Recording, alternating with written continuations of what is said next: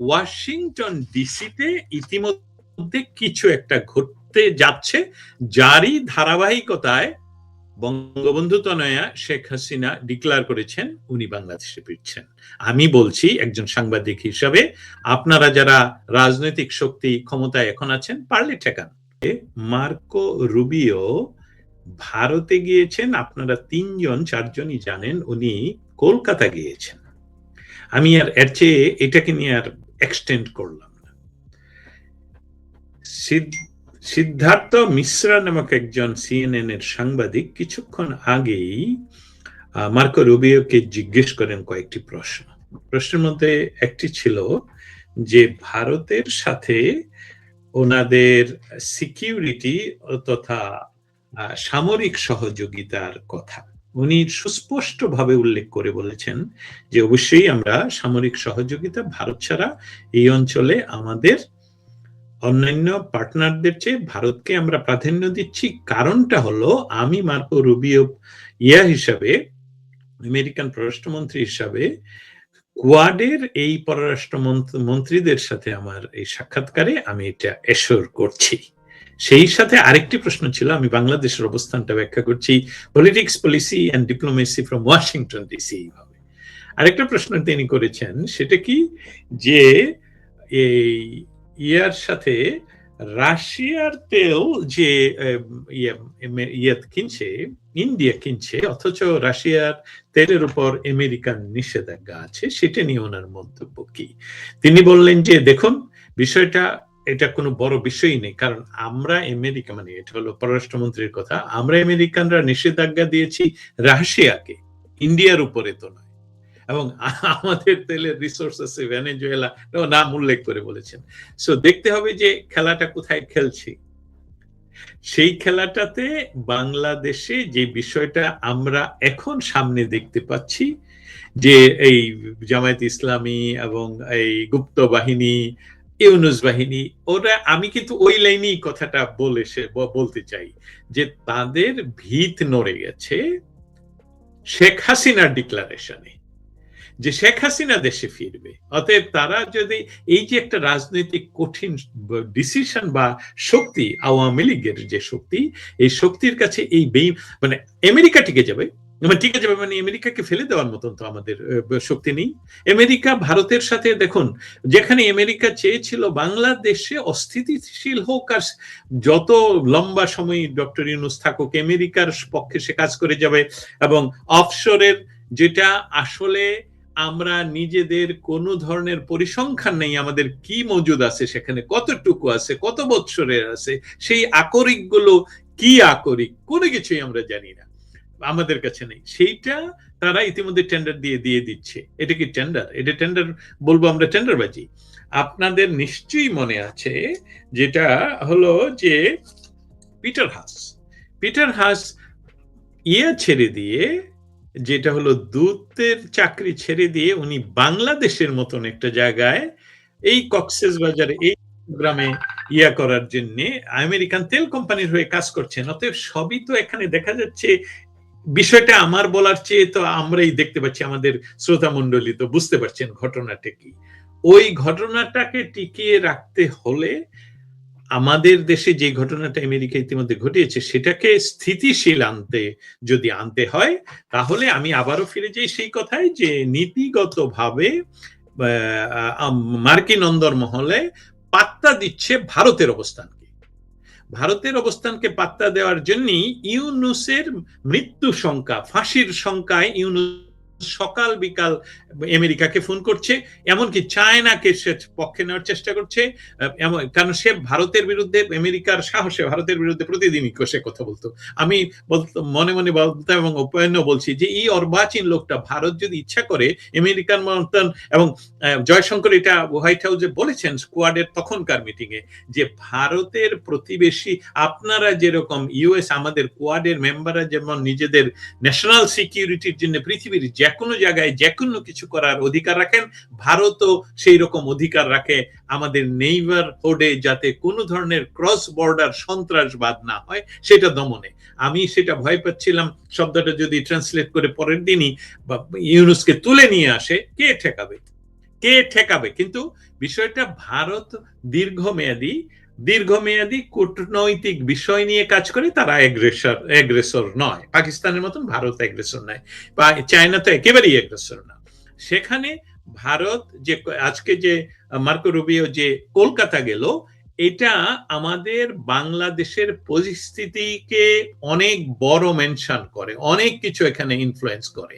বাংলাদেশ কার্যত, যেটা আমাদের সবচেয়ে জনপ্রিয় প্রেসিডেন্ট ডোনাল্ড ট্রাম্পও উনি যেভাবে বলেছেন, তো বাংলাদেশ আমাদের আমেরিকার 52nd স্টেট, সেটার অর্থটা কি? বাংলাদেশকে যে সকল বিষয় ডক্টর ইউনূস করে গেছেন, সেই সকল বিষয়কে গিলে মেনে নিয়ে, শর্ত চুক্তি মেনে নিয়ে তার 209 সিট নিয়ে বসতে হয়েছে, যেটার কোনো মূল্য নেই তার কাছে। তার জন্য এই যে অর্বাচীন মব সন্ত্রাসী 2-3 জন তাদেরকে ধমকাতে পারে, কারণ ওই ধমকটা দিতে পারে অন্য জায়গায় রাতে যোগাযোগ হয় বলে। তারা গভীর রাতে ফোন করে, তারা যখন তখন ফোন করে, তাদেরকে সেই সকল রিক্সায় চড়ানো হয় যেসবের মধ্যে আমেরিকান ফ্ল্যাগ। অতএব বিষয়টা সেখানে পানি ঘোলানো করা হচ্ছে যাতে করে আমরা অনেক কিছু বুঝতে না পারি, কিন্তু বিষয়টা এরকম নয়।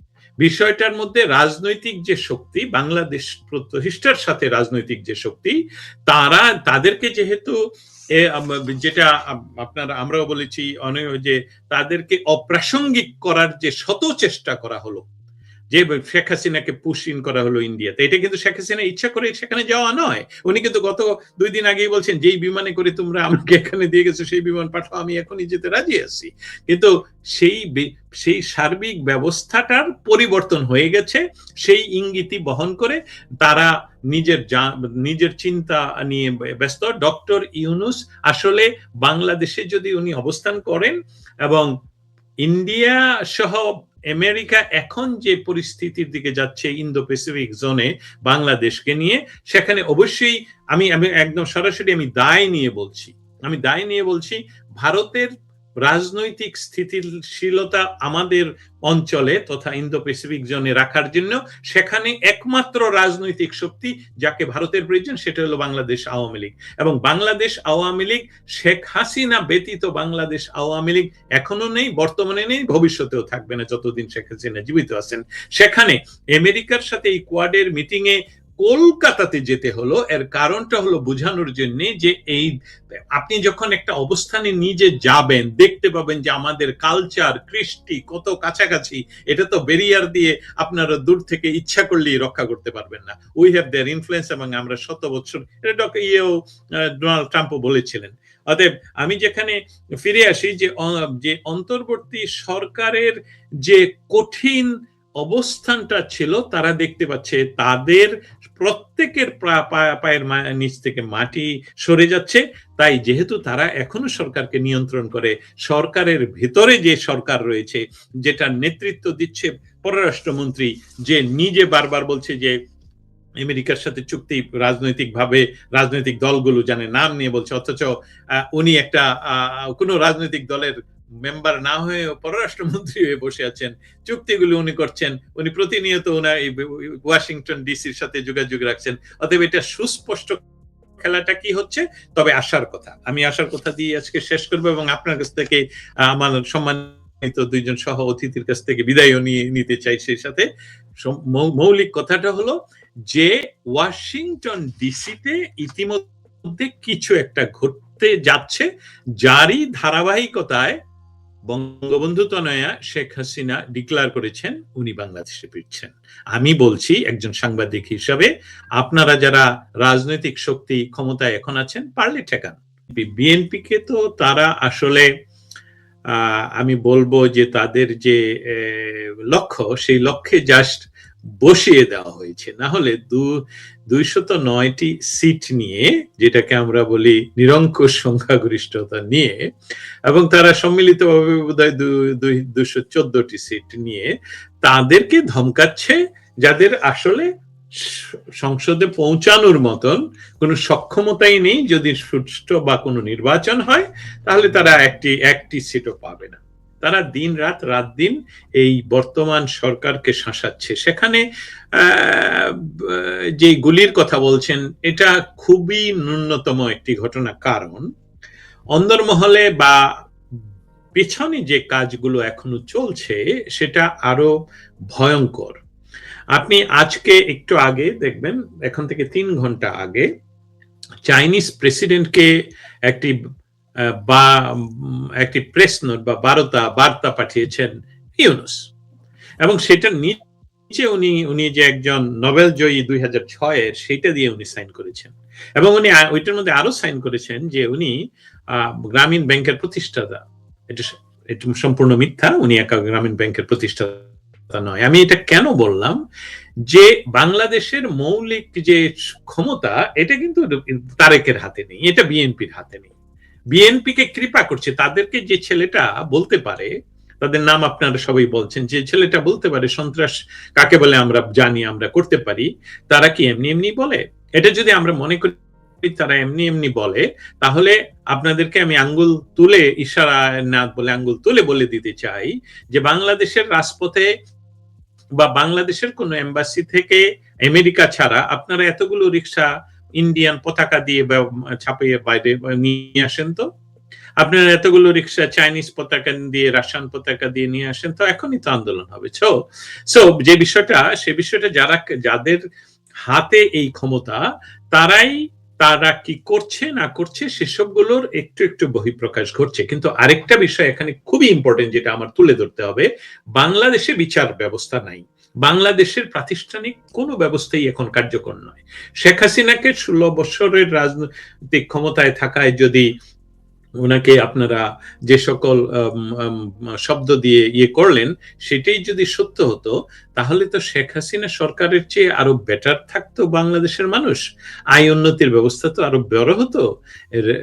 শিশু হত্যা, শিশু রেপ, রাজনৈতিক ব্যক্তিদেরকে বিচার বিভাগের ভিতরে বা কোর্ট হাউসের ভিতরে গুলি, এইসবগুলো থাকতো না। তার অর্থটা হলো যে বাংলাদেশকে একটি অকার্যকর রাষ্ট্রে পরিণত করে ইন্দো প্যাসিফিক জোনে যাদের পা রাখার সেই ব্যবস্থা তারা করে ফেলেছেন। এবং যেহেতু এখনো ক্ষমতা তাদেরই হাতে, এই তারেক জিয়া এবং তার সরকার তথাকথিত নির্বাচনের মাধ্যমে এখানে বসে দেশকে সুশাসন দেওয়ার তাদের কোনো ক্ষমতাই নেই। যদি দেশকে সুশাসন দেওয়ার তাদের কোনো ক্ষমতা থাকতো, তারা যদি বিশ্বাস করতো যে আমরা জনগণের সরাসরি ভোট নিয়ে 209টি আসনে জয়লাভ করে ক্ষমতায় বসেছি, তাহলে তারা বিচার ব্যবস্থায় হাত দিতেন যে এখানে স্বাধীনভাবে বিচার হবে। তাহলে তারা যিনি নিজেই প্রধানমন্ত্রী হিসাবে তুলে ধরতে পারেননি, হয়তো বা উনি নিজকে প্রধানমন্ত্রীর পদে কখনো চিন্তাও করেননি, এবং তিনি বারবার লিখিত বক্তব্য বিভিন্ন মিথ্যা বা অসত্য তথ্য তুলে ধরছেন, যেমন 2014 সনে নাকি আমাদের বিদ্রোহ কবিকে উনি দেখেছেন বা কোনো একজন দিয়েছেন, এইসব আর কি অপ্রাসঙ্গিক হলেও আমি তুলে ধরলাম। তাহলে অবস্থাটা কি বাংলাদেশের অবস্থাটা হলো আভ্যন্তরীণ ভাবে ডক্টর ইউনূসের শাসন তথা তার পেছনে যারা সেই শাসনই বলবৎ। কিন্তু এখানে একটি বিরাট বিষয় ইতিমধ্যে ঘটে যাচ্ছে। লক্ষ্য করে দেখুন যে বাংলাদেশের বঙ্গবন্ধু উত্তর, যিনি সর্বশেষ স্বাধীন প্রধানমন্ত্রী ছিলেন, শেখ হাসিনা ইতিমধ্যে ডিক্লেয়ার করেছেন, এটা আমার কথা নয়, কোনো সাংবাদিকের কথা নয়, উনি নিজে ডিক্লেয়ার করেছেন উনি দেশে ফিরছেন। এই যে দেশে ফিরাটা, এটা নিয়ে যারা আমেরিকার তাবেদারি করলো, আমেরিকার দালালি করলো, তারা কিন্তু সন্ত্রস্ত হয়ে এই কাজগুলো করছে। যেমন আমেরিকাতে বসে যে এখানকার একজন ইউনূস সরকারের পুরস্কার নিয়ে বসে আছেন এখানে ওয়াশিংটন ডিসিতে, উনি 10-15 মিনিট আগেও বলছিলেন যে অপ্রাসঙ্গিক শেখ হাসিনাকে প্রাসঙ্গিক করার। আমি বলতে চাই, শেখ হাসিনাকে উনি অপ্রাসঙ্গিক করার চেষ্টা করছেন। কোথায় শেখ হাসিনা আর কোথায় দালাল? শেখ হাসিনা তো বাংলাদেশের ইতিহাসে কেন, বিশ্বের ইতিহাসে সবসময় প্রাসঙ্গিক। শেখ হাসিনা যেখানে নিজে ডিক্লেয়ার করতে পারে যে আমি দেশে আসবে, পারলে ঠেকাও, আমার জন্য তোমরা ফাঁসির মঞ্চ প্রস্তুত করো, আমি সেখানে আসতে প্রস্তুত, তাহলে ঠেকাবেটাকে? আমেরিকা ঠেকাবে? নো। শেখ হাসিনা যেহেতু ডিক্লেয়ার করেছেন, আমি যতদিন ধরে শেখ হাসিনাকে লক্ষ্য করছি রাজনৈতিক বিশ্লেষণ করার জন্য বা রাজনৈতিক লিডার হিসাবে, সেখানে আমি দেখতে পাচ্ছি শেখ হাসিনা অনর্থক কথা বলেন না। উনি যেটা বলেন সেটা করেন। সেই সকল বিষয়ে যখন শেখ হাসিনা দেশে ফিরবেন তখনই ওই দালালগুলো চতুর্দিকে সন্ত্রস্ত হয়ে পড়লো যে এটার বয়ান তৈরি করতে হবে যে শেখ হাসিনা ফিরা মানে, আর মৌলিক কথাটা হলো শেখ হাসিনা ফিরা হলো তাদের অস্তিত্ব থাকবে না, তাদের জেল হবে, ফাঁস হবে, তারা দেশ ত্যাগী হবে, আর তারা চিরস্থায়ী ভাবে বাংলাদেশ ত্যাগ করতে হবে। সেটাকে রক্ষা করার জন্য এই বিএনপির উপর আঘাত, কারণ বিএনপিকে তারা পাত্তা দিচ্ছে না, তাদের মৌলিক ভয়টাই হলো আওয়ামী লীগ, তাদের মৌলিক ভয়টাই হলো শেখ হাসিনা। অতএব শেখ হাসিনার ডিক্লারেশনে তারা অস্তিত্ব সংকটে, অস্তিত্বের চেয়ে হলো জীবন সংকটে পড়ে যাওয়াতে এই লোকগুলো ইংল্যান্ডে বসে, এই লোকগুলো ওয়াশিংটন ডিসিতে বসে, এমনকি কক্সবাজারের ঘটনা এটার সাথে একসাথে যুক্ত করা যায়, এমনকি এই যে যারা বললো যে আমরা বড় সন্ত্রাস করতে পারি, তার এসবগুলো সংযুক্ত করা যায়, কারণ তারা আমেরিকাকে বুঝাতে চেষ্টা করছে যে আরে আমাদেরকে ব্যবহার করে তোমরা ছেড়ে যে চলে যাচ্ছ, শেখ হাসিনা ফিরলে তো সবচেয়ে বড় বিপদ হবে আমাদের। কিন্তু আমেরিকার ইন্টারনাল কিছু বিষয় যেটা সম্ভব সেটা আমি জানিয়ে দিচ্ছি। সেটা হলো ইতিমধ্যে মার্কিন অন্দরমহলের অভ্যন্তরীণ হিসাব নিকাশ বা ইনসাইড স্কোপ কিন্তু অনেক পরিবর্তন হয়ে গেছে শেখ হাসিনার একটা ডিক্লারেশনে যে উনি ফিরবেন। অতএব বাংলাদেশের জন্য আমেরিকান দালালরা আমেরিকানদের কাছে ইম্পর্টেন্ট না, ইম্পর্টেন্ট হলো বাংলাদেশের রাজনৈতিক স্পেকট্রাম বলেন, ফ্যাব্রিক বলেন, সেখানে যে শেখ হাসিনার যে এখনো পূর্ণ সক্ষমতা দখল রয়েছে সেটা তাদের কাছে ইম্পর্টেন্ট। 55 ইয়ার্স আমেরিকা যে ঘটনাটা বঙ্গোপসাগরে ঘটাতে পারেনি সেটা ইউনুসকে দিয়ে ঘটিয়েছেন, ইউনুস এখনো সেই দাবিদারি করে যাচ্ছেন। ইউনুসকে কথা দিয়েছিলেন বা ইউনুস ভেবেছিলেন, ইউনুস এবং জামাতিরা ভেবেছিলেন কোনোদিনও নির্বাচন হবে না, কারণ ইউনুসকে যখনই আপনি নির্বাচনের কথা তখন জিজ্ঞেস করতেন সে বাংলাদেশের সমস্ত ইনস্টিটিউট ধ্বংস করে দিয়ে, সমস্ত জঙ্গিদেরকে মুক্ত করে দিয়ে সে মনে করেছিল, এবং এটা তার বিশ্বাসও ছিল যে অনির্বাচিতভাবে সে 10 বছর এমনকি আজীবন সে থাকতে পারবে, তাতে কোনো বাধা হবে না। এই জন্য ইনস্টিটিউট গুলো ধ্বংস এবং পুলিশ বাহিনীকে হত্যা করা, এবং বর্তমানে যে ঘটনাগুলো আপনি আজকে তুলে ধরলেন যে আদালতে বিএনপি নেতাকে গুলি, এসবগুলো হলো এসবগুলির বহিঃপ্রকাশ যে তারা অত্যন্ত ভাবে শঙ্কিত যে শেখ হাসিনার ডিক্লারেশন মানে তাদের অস্তিত্বহীনতা, এবং চেষ্টা করছে তারা ইউএসএ কে বোঝানোর জন্য যে শেখ হাসিনা আসা মানে ইন্ডিয়া চলে আসা। তবে মৌলিক কথা হলো ভারতকেই পাত্তা দিবে ইউএসএ, দালালদেরকে নয়। এটার একটা উদাহরণ আমেরিকা এবং ডক্টর ইউনুস মনে করেছিল নির্বাচন না দিয়ে 10-15 বছর তারা ক্ষমতায় থাকবে, সেটা একমাত্র আমাদের প্রতিবেশী ভারতের জন্য সম্ভব হয়নি, দেখলেন যে ইতিহাস। অতএব তথাকথিত নির্বাচনে এই সরকার যে আছেন আসলে তাদের হাতে কোনো ক্ষমতা নেই। ধন্যবাদ। কনক এবং দস্তগীর ভাই পুরোপুরি বলে দিয়েছে যে আমরা কন্টিনিউয়াসলি গত 2 বছর আমরা কিন্তু এগুলো নিয়ে কথা বলছি, বাংলাদেশে কি হচ্ছে। আমি আরেকটা বিষয় আপনাদেরকে, কক্সবাজারে এই গোলাগুলির ঘটনাটা ঘটলো বিএনপির ভেতরে, এগুলো তো আছে, এগুলো নিয়ে আলোচনা হয়েছে। বিষয়টা হচ্ছে কনক কিছুটা টাচ করেছে, দস্তগীর ভাইও কিছুটা টাচ করেছে যে আমাদের যে হামলাকে সরিয়ে নেওয়া, বিভিন্ন মূল যে আলোচনা, মূল যে ঘটনাগুলো, সমস্যাগুলা বাংলাদেশে একের পর এক হচ্ছে, বাংলাদেশের জনজীবন যে বিপর্যস্ত এবং আইন শৃঙ্খলা যে নেই, সমস্ত কিছুই থেকে আমাদের মনোযোগটাকে ঘুরিয়ে দেয়, এটা একটা স্ট্র্যাটেজি, এটা তো আছেই। আমি আজকের ঘটনাটা আপনাদের একটা ঘটনা আমি এই ঘটনাটাও কিন্তু চট্টগ্রাম কেন্দ্রিক, বঙ্গোপসাগর কেন্দ্রিক আপনাদেরকে একটু বলতে চাই। আমি খবর যেভাবে প্রকাশিত হয়েছে সেভাবে বলি। আজ 24শে মে 2026 বাংলাদেশের জ্বালানি ও খনিজ সম্পদ বিভাগ এবং পেট্রো বাংলা বঙ্গোপসাগরের 26টি অফশোর তেল ও গ্যাস ব্লকের জন্য আন্তর্জাতিক বিডিং অর্থাৎ নিলাম আনুষ্ঠানিকভাবে চালু করছে। এই খবরটা আপাত দৃষ্টিতে মনে হবে খুব সিম্পল একটা খবর, এটা কিন্তু সিম্পল খবর না, ইটস এ হিউজ একটা নিউজ। যারা জানেন তারা জানেন, কারণ আমাদের দেশে অনশোরের কাজ হয় বেশি, 95% যেটা স্থলে আমাদের খনি, জ্বালানি সম্পদ এগুলো নিয়ে আমাদের কাজ হয়, কারণ অফশোরের কাজ 5%ও হয় না, হইছে মোটে, বিকজ অফশোরে অনেক ব্যয়বহুল, অনেক ব্যাপার-স্যাপার আছে, অনেক কস্টলি একটা বিষয়। সমস্ত কিছু মানদণ্ডে। সেই বিচারে এখন এটা কাজ করাটা ডিফিকাল্ট। এখন এই কাজটার একটা শুরু হবে, সেটা অফশোরে হবে।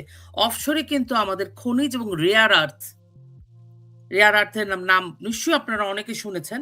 এগুলা কিন্তু আছে আমাদের আমাদের পোরশনে, আমাদের বঙ্গোপসাগরে। আমি এমন ভাষায় কথা বলি, আমাদের দর্শকরা যেন কথাটা শুনতে পারেন, বুঝতে পারেন।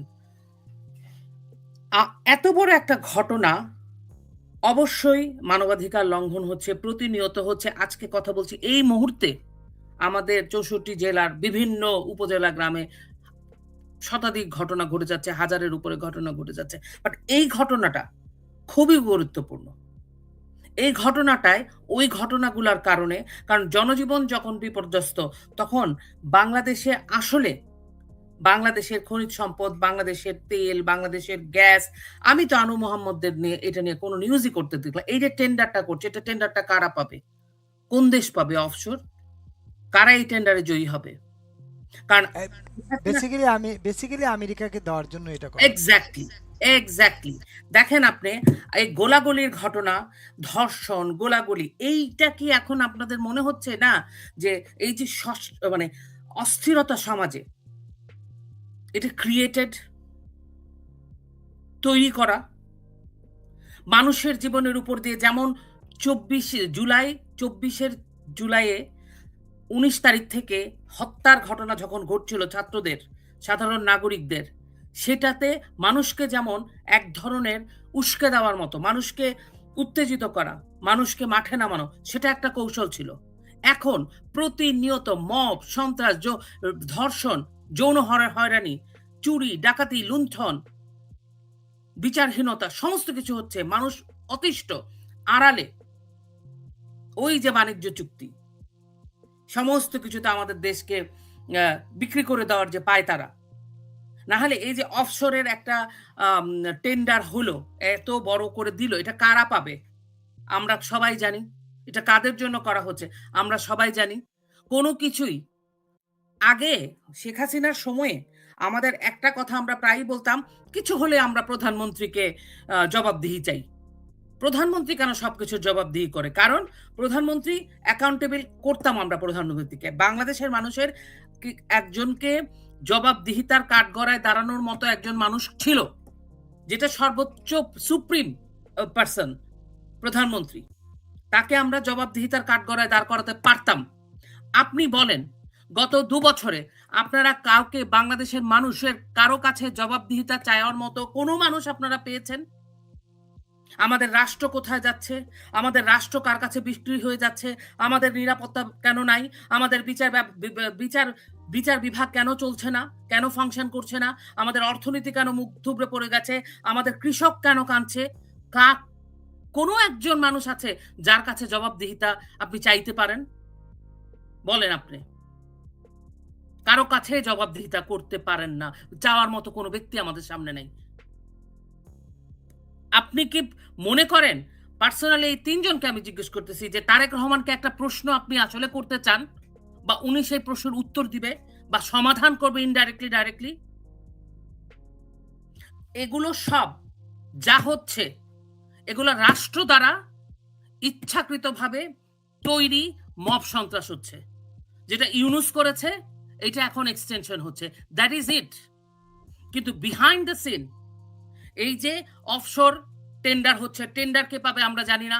কি কি সম্পদ, কি কি কন্ডিশনে আমরা কি পাবো, কতটুকুন পাবো, অন্য দেশ যারা আসবে এখানে কাজ করতে তারা কতটুকুন পাবে, আমাদের কতটুকুন লাভ হবে, আমাদের শ্রমিকরা কাজ করতে পারবে কিনা, আমাদের টার্মস এন্ড কন্ডিশন, আমরা উপরে আপার হ্যান্ডে থাকবো না তারা আপার হ্যান্ডে থাকবে, আমি কিছুই জানি না। নাথিং। কক্সবাজারে, মানে চট্টগ্রাম, পার্বত্য চট্টগ্রাম, 2টো ঘটনা ঘটলো। সব গুরুত্বপূর্ণ কোনটা?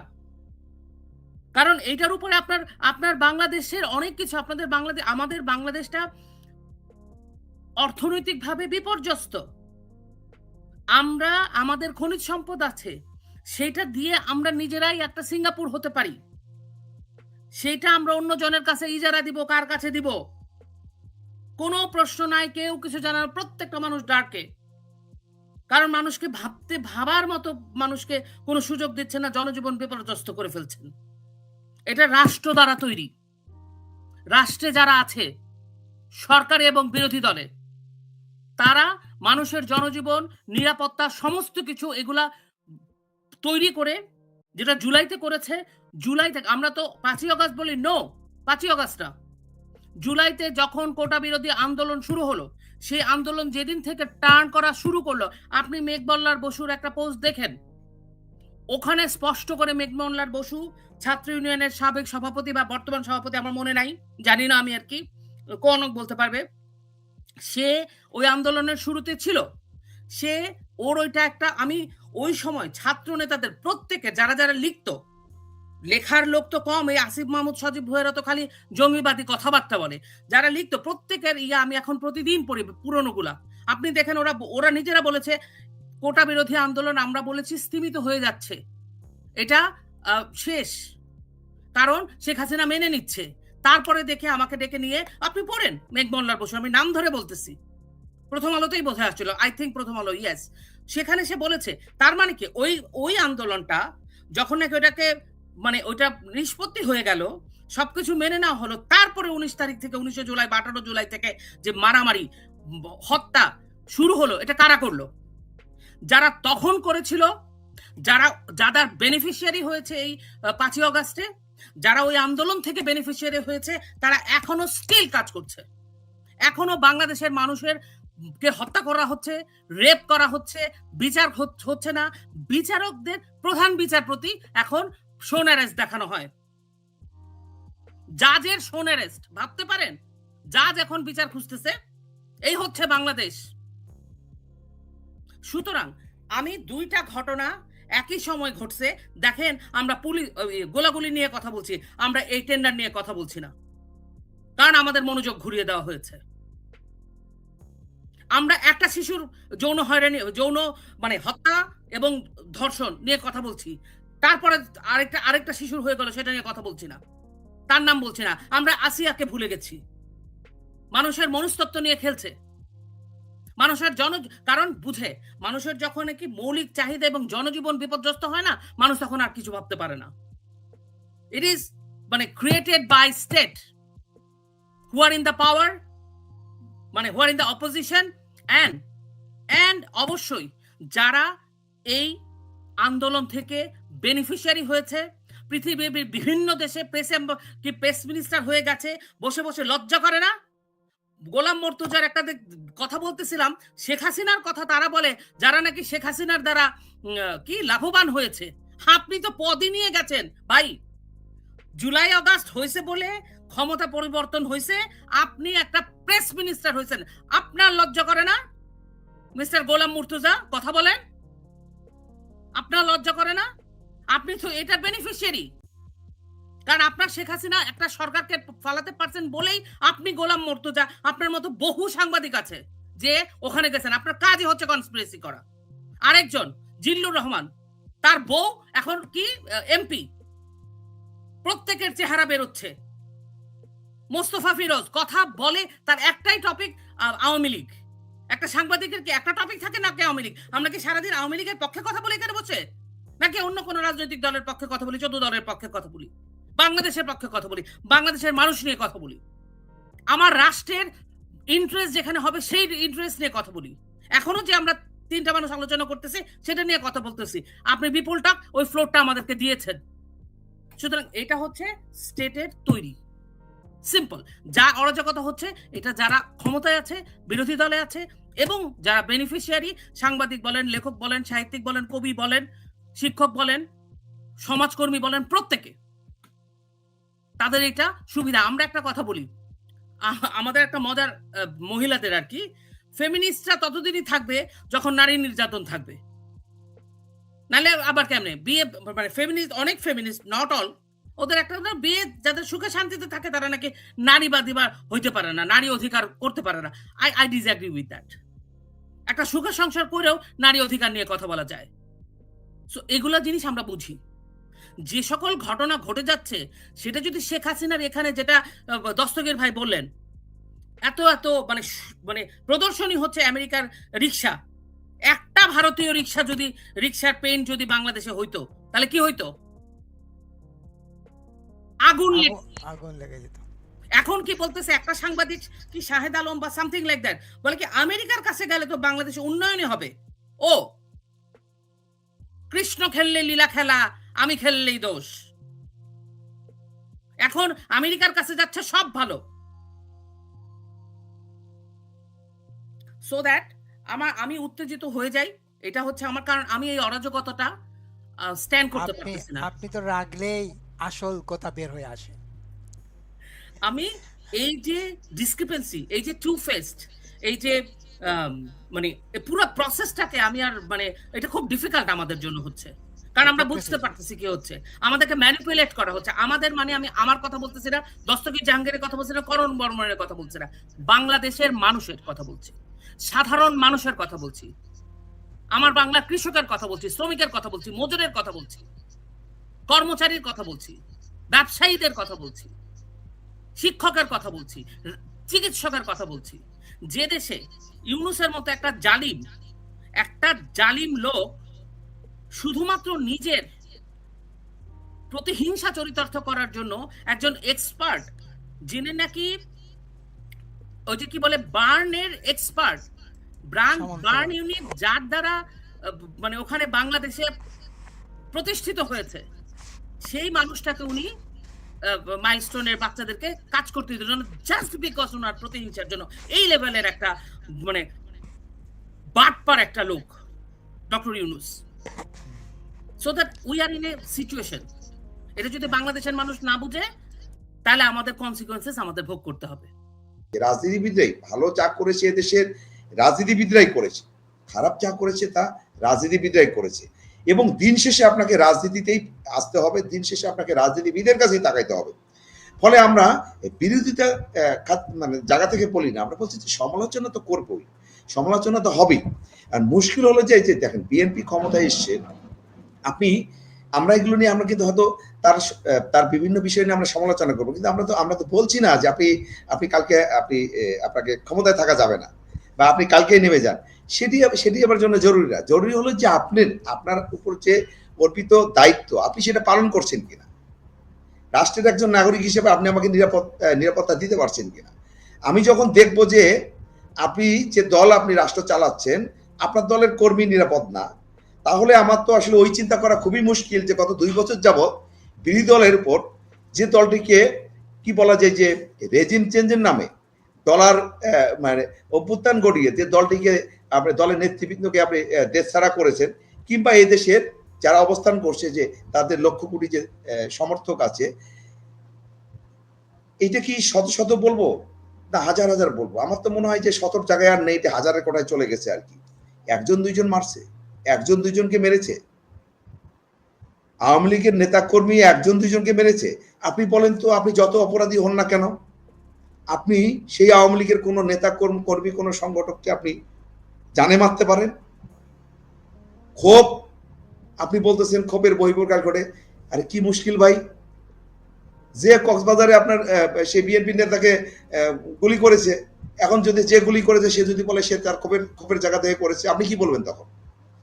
এটি বলবেন তাহলে আইনের শাসন কি জন্য, আইন ব্যবস্থা কি জন্য, বিচার ব্যবস্থা কেন, মানে এগুলোর দরকার কি? তাহলে আপনার যত ক্ষোভই হোক আপনি কি এটা করতে পারেন? আর যদি ক্ষোভ বলেন তাহলে জামাতের উপর আমার যে ক্ষোভ আছে, আপনার যারা এই দেশের স্বাধীনতায় বিশ্বাস করে, যারা এই দেশটাকে ভালোবাসে, তাহলে জামাতের উপর যে ক্ষোভ আছে, 30 লক্ষ মানে এদেশের মানুষকে হত্যার জন্য, 2 লক্ষ মা বোনের ধর্ষণ এবং সম্পূর্ণ হানির জন্য আমাদের যে ক্ষোভ আছে, আমাদের যে জ্বলন আছে, তার জন্য আমাদের সহ্য হবে কেমন? আমরা কি তাদেরকে গুলি করব? গুলি করেছি, আমরা গুলি করেছি। এখন আপনি বলবেন যে 54 বছর আগের ঘটনা, এতদিন পর্যন্ত আপনার কাছে ক্ষোভ থাকবে না? আজীবন আমার কাছে ক্ষোভ থাকবে, আজীবন আমাদের কাছে ক্ষোভ থাকবে, যারা এই দেশটাকে আমরা ভালোবাসি, যারা এই দেশটাকে আমরা বসবাস করে এই দেশের নাগরিক হিসেবে পরিচয় দিই।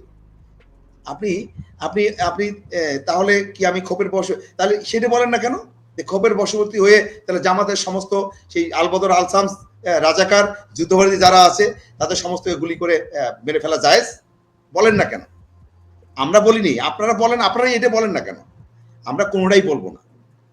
আপনি সবচেয়ে 5ই আগস্টের পরে যত অন্যায় করেছেন, এই যে আসিফ মাহমুদরা যে অন্যায় করেছে, সেই অন্যায়ের পরে বলবো না যে আসিফ মাহমুদকে আপনি গুলি করেন বা আসিফ মাহমুদকে আপনি রাস্তায় ধরে মারেন, এটা আমরা কখনোই প্রশ্রয় দেব না। আমরা বলবো যে বিচার করতে হবে, তারা যে অন্যায় করেছে সেই অন্যায়ের জন্য বিচার হবে। ডক্টর ইউনূস যে 500-র অধিক শিশু হত্যার জন্য, শিশু হত্যাকারী, সেই ডক্টর ইউনূসকে কি আমরা কি করা উচিত আমাদের? ওদের ভাষায় যদি এখন বলতে হয় তাদের কি বলা উচিত? আর ওদের মানে কি বলা যায় যে ওরা যেভাবে দেখতে চায় ক্ষোভের বইবে, তাহলে 500-র অধিক শিশু হত্যার জন্য আমাদের ভীষণ যে ক্ষোভ, 54 বছর আগেরটা তো বললাম, এখনকারটা বলি, এটার জন্য আমাদের যে ক্ষোভ, আমাদের বাচ্চাদের হত্যার জন্য যে ক্ষোভ, তাহলে ডক্টর ইউনূস এবং তার উপদেষ্টা নূরজাহান বেগমকে আমাদের কি করা উচিত?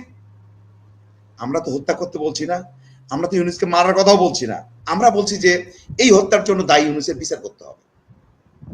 মুশকিল হলো যে আপনি রাষ্ট্র পরিচালনা করবেন, আপনি যখন প্রশ্রয় দেন, এই যে আসিফ মাহমুদ, সজীব ভুইয়া যখন এরকম হুঙ্কার দেয়, এরকম হুঙ্কার যখন দেয়, রাষ্ট্রের বিরুদ্ধে যখন হুঙ্কার দেয়, তখন আপনি নিশ্চুপ থাকেন। রাষ্ট্র যখন নিশ্চুপ থাকে তখন বড় ভয় লাগে মনের ভিতর যে আপনি কি তাহলে ভীত সন্ত্রস্ত কোন কারণে? কি সেই কারণ? কোন কারণে এইসব এই যে মবস্টার সন্ত্রাসীদের কাছে আপনি জিম্মি, বা কি কারণে আপনি তাদেরকে ভয় পাচ্ছেন? আর তারা, আপনি খুঁজে দেখার চেষ্টা করে, আপনি যদি ভয় পান তাহলে তো আপনি খুঁজবেন না, তাহলে আপনি ভয় পাচ্ছেন বলে আপনি খুঁজতেছেন না। কোন কারণে, কোন উৎস, তাদের উৎসটা কি? এইসব এই যে তারা কথায় কথায় হুঙ্কার দিচ্ছে, কথায় কথায় হুমকি দেয়, এই হুমকির উৎসটা কোথায়? কারা এর পিছনে ইন্ধন দিচ্ছে? কারা? এখন যদি বলি, মুশকিলটা হয়ে যায় যে দেখেন আপনি যেভাবে ঘুরে ফিরে যাবেন, এখন গিয়ে এখন আবার বলতে তাহলে রসুনের পাশা কি সবার এক জায়গায়? আমি কি তাহলে এটা বলবো যে আপনাদের সবার পাশে এক জায়গায় বাধা? আপনি সে কারণে আপনারা যে যাই বলুক, এগুলো যা করতেছেন সবই নাটক। আমরা সেই নাটকে একবার এক দিকে যাচ্ছি, একবার এক দৃশ্য থেকে আমরা একবার এক কিছু মনে হচ্ছে, ওনারা তো তাই মনে করতেছে, তাই ধরে নেব। ওনারা বোকা মনে করতেছেন আমেরিকার সাথে চুক্তি আপনি ডেকে দেবেন, আপনি দেশটাকে বিক্রি করে দিল যে ইউনূস, আপনি যার আপনাদের মানে এই সরকারের পররাষ্ট্রমন্ত্রী, যিনি এই সরকারে থাকার পরে বলতেছে বিএনপি জামাতের সাথে আলোচনা করেই এই সিদ্ধান্ত নিয়েছে ইউনূস, তারপরেও এই কথা যদি অন্য একজন মন্ত্রী বলতো তাহলে কি দাঁড়াতো? এটি যখন আপনার পররাষ্ট্র মন্ত্রী বলে, তখন কিন্তু বিএনপি একটাও কথা বলে না। তখন কি বলতে হয়? মন্ত্রী কি আসলে বিএনপির মন্ত্রী, পররাষ্ট্রমন্ত্রী, নাকি আমেরিকার মন্ত্রী? এগুলো তো ভাই প্রশ্ন ওঠে। ফলে আপনারা আসলে কোন জায়গায় বাধা? সরকারে আছেন, আসলে কি সরকারে আছেন? এখন ওই যে আবার, যদিও তার নাম নিতে চাই না, ওইটাই তো বলতে হয়, ফরহাদ মজার, আমাদের ফরহাদ মজার আর এক গ্যাংস্টার আর কি, এই যে মবস্টারদের গ্যাংস্টার মানে প্রধান আর কি। এই যে ফরহাদ মজার যে একটা কথা ওই যে কয়েকদিন আগেই বললো আর কি, যে সরকারে তো বিএনপি না, সরকারে আছে আমেরিকায়। যারা হলো যে রেজিম চেঞ্জ করছে, হাসিনাকে এখান থেকে তারাইছে, ক্ষমতায় তারাই আছে আর কি, মানে সেই আমেরিকায় আছে, আমেরিকা তারাইছে, ক্ষমতায় এখন আমেরিকায় আছে। তাহলে কি ঘটনাটা তাই? যদি তাই হয় তাহলে আসলে নানা ঘটনা ঘটবে। এই নানা ঘটনার মধ্যেই হলো যে আপনার আবার ঘুরে যাই সে কক্সবাজারের ঘটনা, খুব আলাদা করে আপনি যে লোপা আপা যে পড়লো যে এগুলো, এই ঘটনাগুলোকে অস্বীকার করা যাবে না, কারণ কক্সবাজার কেন্দ্রিক যে ঘটনাগুলো মানে যা হচ্ছে আমরা খুব ভালো করেই জানি। আপনার কক্সবাজার কি আপনি আলাদা করার এক ধরনের ভাবনা আর কি, মানে আলাদা বলতে আপনি ওখানকার মানুষ এক ধরনের এমন থাকবে, কক্সবাজারে থাকবে, কিন্তু তারা যেন সবকিছু থেকে বিচ্ছিন্ন থাকবে, কক্সবাজারে কি ঘটতেছে তারা জানতে পারবে, সারা দেশের মানুষ তো না, তারাও জানতে পারবে। একেবারেই শেষ করতে। ফলে আপনি এইরকম সন্ত্রাসী কার্যক্রম পরিচালনা করার মধ্য দিয়ে, আপনি কি এইরকম মানে সন্ত্রাসী কার্যক্রমকে প্রশ্রয় দেওয়ার মধ্য দিয়ে আপনি আবার এমন কিছু করতে চান কিনা যে ওখানে আপনি একটা নিরাপত্তা বলয় তৈরি করা, যে বলয়ের মধ্য দিয়ে যেন সবাই এখানে যেতে না পারে, গিয়ে যেন সবকিছু আবার জিজ্ঞেস করতে না পারে, বা সবাই সচক্ষে দেখতে না পারে, এমন কি কিছু করতে চান কিনা যেখানে সাধারণ মানুষের সাধারণ চলাচলকে আপনি হলো যে একটু কি ব্যারিকেড দিতে চান, এই দেওয়ার জন্য কি এরকম কোনো অস্থির পরিবেশ তৈরি করতে চান কিনা কক্সবাজার ওই ওরিয়েন্টেড এলাকায়, সেগুলো কিন্তু প্রশ্ন সাপেক্ষ বিপুল ভাই। ধন্যবাদ। কিছুক্ষণ আগে অসংখ্য ধন্যবাদ প্রশ্নের জন্য। আমি চেষ্টা করব সংক্ষিপ্তভাবে এটার উত্তর দিতে, কিন্তু কিছুক্ষণ আগে একজন ব্যক্তির নাম নেওয়া হলো যাকে আমরা বলি প্রফেশনাল রাজনৈতিক এবং দেশীয় বেশ্যা, ফরহাদ মাজহার। এই সকল লোকদের কারণেই আসলে ওরা নিজেদের ওরা ভিক্ষাবৃত্তি করতো আগে, এখন বেশ্যাবৃত্তি করে।